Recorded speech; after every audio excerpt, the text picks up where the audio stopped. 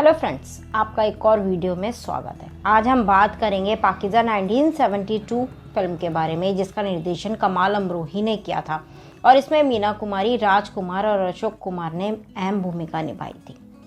ये फिल्म लखनऊ की एक तवाइफ साहिबजान की कहानी बताती है। कमाल अमरोही, जो कि पाकीज़ा 1972 के डायरेक्टर थे और मीना कुमारी के रियल लाइफ पति भी थे, वो अपनी पत्नी को समर्पित एक फिल्म बनाना चाहते थे। 1953 में फिल्म आई थी दायरा, जो कि उन्हीं के जीवन पर आधारित थी।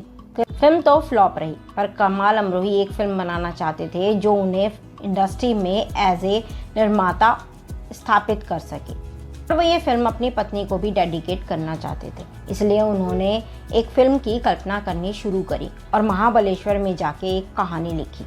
कहानी लिखते वक्त उन्होंने मीना कुमारी को ध्यान में रखा। कहानी का खाका तैयार करने के बाद उन्होंने अख्तर उल ईमान और मधुसूदन से कहानी को विस्तार से लिखने के लिए कहा। अब फिल्म में बात आई हीरोइन की। क्योंकि यह फिल्म मीना कुमारी को डेडिकेट थी, इसलिए वो चाहते थे कि मीना कुमारी ही इस फिल्म में काम करे। मीना कुमारी भी तैयार हो गई और मात्र ₹1 में मीना कुमारी ने यह फिल्म की थी। सलीम का किरदार वो खुद ही करना चाहते थे फिल्म में, क्योंकि मीना कुमारी उनकी रियल लाइफ पत्नी थी।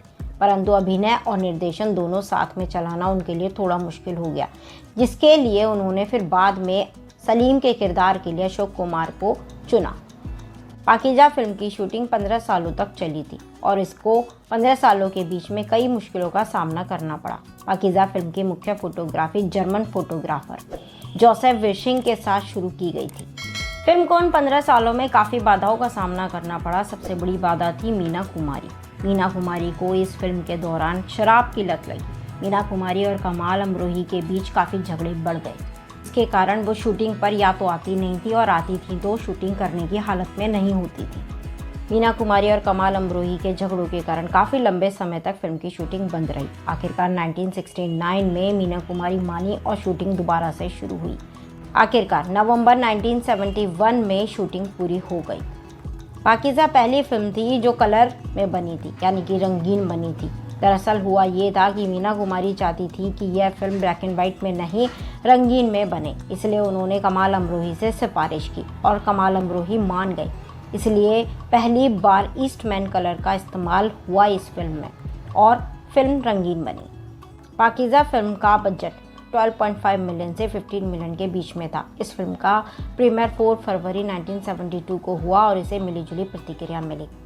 इस फिल्म की फिजूल खर्ची और कहानी की आलोचना भी हुई, पर फिर भी यह फिल्म 50 वीक्स तक थिएटर में लगी रही और इस फिल्म ने 60 मिलियन से ज़्यादा की कमाई करी और साल की सबसे अधिक कमाई करने वाली फिल्म बनकर उभरी। इस फिल्म को सफलता इसके रिलीज़ के 1 महीने के बाद मिली, क्योंकि इसके रिलीज़ के 1 महीने के अंदर अंदर मीना कुमारी की डेथ हो गई थी।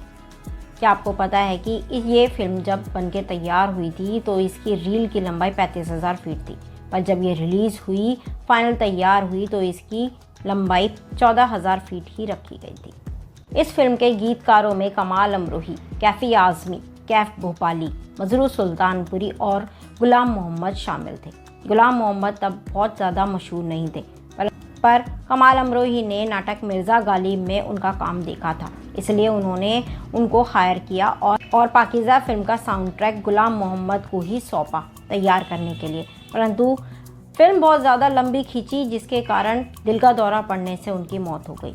उसके बाद एक और समस्या आके खड़ी हुई कि अब ये साउंड ट्रैक कौन पूरा करेगा। फिर बाद में ये काम नौशाद ने पूरा किया था। आप हमें कमेंट कर बताएं ज़रूर कि पाकीज़ा फिल्म के बारे में हमारी जानकारी आपको कैसी लगी, और आप इससे अलग हटके यदि आपके पास कोई जानकारी है तो वो भी हमसे कमेंट बॉक्स में शेयर जरूर करें। हमारे चैनल को लाइक कीजिए, शेयर कीजिए, सब्सक्राइब कीजिए। Thanks for watching.